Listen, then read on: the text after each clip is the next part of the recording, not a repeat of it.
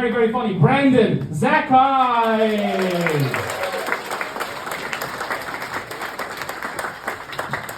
How are we all doing tonight? Alright, my name is Brandon Zakkai. I'm an Iraqi Jew, which is interesting because there's 12 of us left in the wild. I was raised by my grandmother. She was the first girl, the first woman in Iraq to ride a bike. For real, the first girl in Iraq to ride a bike. That's pretty cool. Hey, look at that, thank you.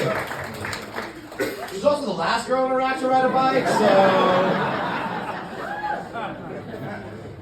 Gets worse. She did raise me, as I said, and she used to watch TV over my shoulder, and I was a big MTV guy. Any Jersey Shore people in the house? Jersey Shore? Yeah! Girls like Snooki and JWoww just getting famous for getting fucked, drunk, and stoned. Yeah! Yeah! My grandmother always told me, back in Baghdad, they'd just be stoned. Told you, get worse. Okay. One thing she loved though, while watching TV with me, she could really relate to was commercials. Because I don't know if you know this, they play the same commercials everywhere in the world. They just overdub them, you know? That's how they save money. So, you know the Kool-Aid commercial? You guys know what I'm talking about? It's like, oh yeah, he wants Kool-Aid! They played that exact same commercial in Iraq, and she loved it. Because he would just come out and go, ah! Kool-Aid! Give me the grape, give me the cherry, I'll salad with a strawberry! Kool-Aid!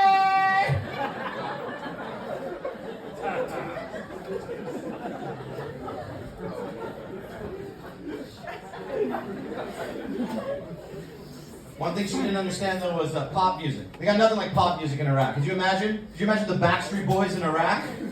No, they're just way too sexual. I'm gonna feel good about that one. But they don't have anything like that. What they do is they import the music, change the lyrics, make it more acceptable for the Arabic world. So we don't have the Backstreet Boys. We have the Waku Shaku Boys. And their music goes a little something like, the world is on fire. Our one desire, Uday and Kusay. Sing along, the sons of Saddam Hussein.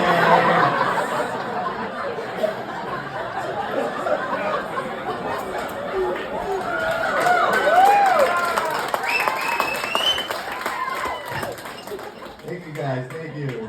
I needed that. I needed that. You ever, like, it's just as hard because, you know, you ever feel like life's gone awry? You know, like life's just going awry? Yeah? Like bread? Yeah, you know, if anyone's thinking of moving into the city, all right? If you're thinking of moving into the city, give me a call. I can help you out. Because if you're thinking of moving into the city, I'm thinking of killing myself. Which could save you a lot of money on a condo. Oh, man, I'm just kidding. I live in Vaughan.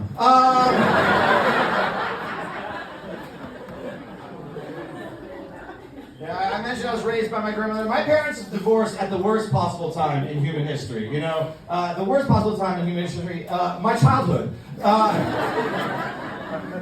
No, it was when the year that Cher released that song, Life After Love. You know what I'm talking about? Do you believe in life after love? There was no way my mom was staying with my dad after that. Life After Love? That's like the Make America Great Again of failed marriages. Oh my God. I'm surprised more divorce attorneys don't use it in their commercials. Do you believe in life after love? You will get life and more if you call her Dershowitz and Attorneys. Oh my God, Life After Love. I mean, and like the song is so insidious. It's designed to end any relationship and promise you that in the future, once you leave the relationship you're in, nothing but beautiful things will happen to you. A life. And to me, at 8 years old, deep down hoping my parents would stay together, that was awfully cruel of Cher to put out. You know, I started thinking that Cher knew my mom personally, okay? She had a lot of details about my life. She's like, don't worry, Lorna, I'm gonna write a song for you. Yeah. And that's the other thing too, is that like I'm cool with Cher now, just letting you know we squashed our beef. I'm friends with her son, he follows me on Instagram, that's true, look it up, I'm cool. Yeah, but, I'm always thinking to myself, a lot of things still keep me up at night. I'm insecure from that stuff. Like, I always think, like, if I'm anti-loss, does that make me profound?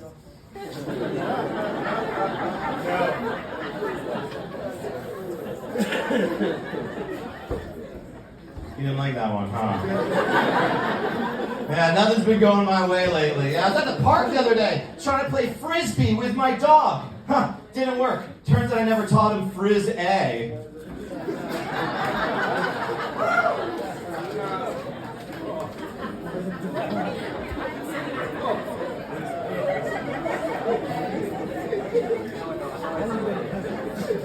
Not a fan?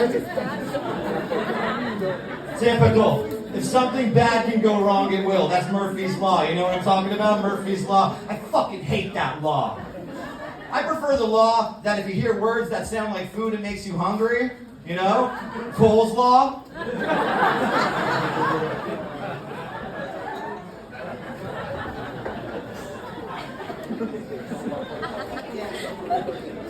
These are smart jokes.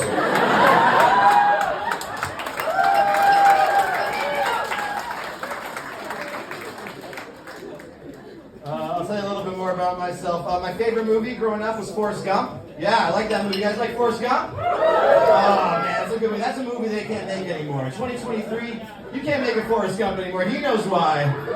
Because of the accent. No one's doing the Forrest Gump voice in 2023, I tell you that, all right? Except me for this joke, so buckle the fuck up.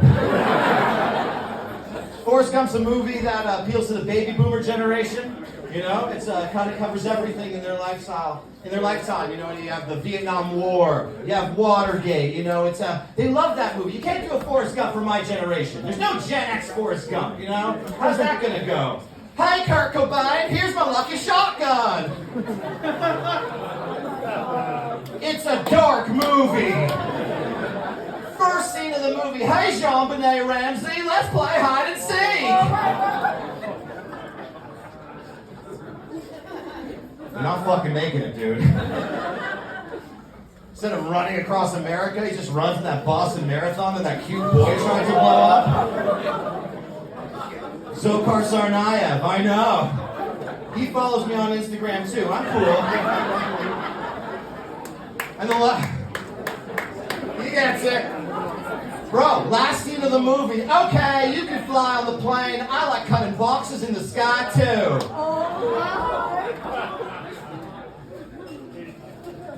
Guys, loosen up. It's just a 9/11 joke. The joke's old enough to fucking drink. Okay!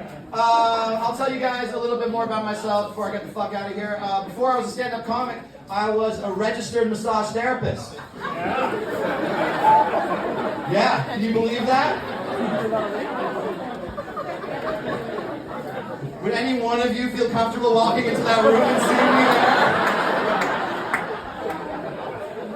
You heard that sentence. You didn't think it ended a massage therapist. Yeah, no. I've been told I look like a school shooter. Might be my outfit. I've been told I give off column vibes. Guys, thank you so much. I'm Brandon Zakkai.